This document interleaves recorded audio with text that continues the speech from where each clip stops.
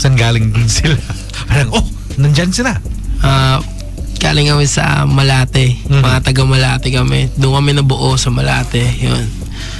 You know what's so funny, Slick, is I used to party in Malate, and they're from the red light district, if I'm not mistaken. Doon parang talaga? sobrang daming club sa Malate. Kumbaga doon kami nabubuhay.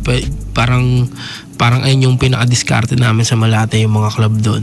Yung mga... Saan ba kayo nag-hangout from before and now? Ano ba mga bars dati? Bellagio, Mixture, Zero Point, lahat.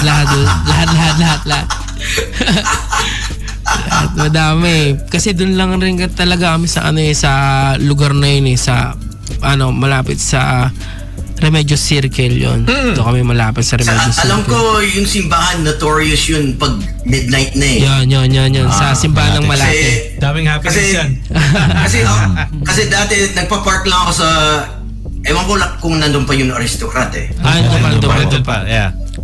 But I would park there kasama ko mga balikbayans or mga foreigners, and then paglabas kami, alam mo na, may titimbre sa'yo. Okay, si Sir.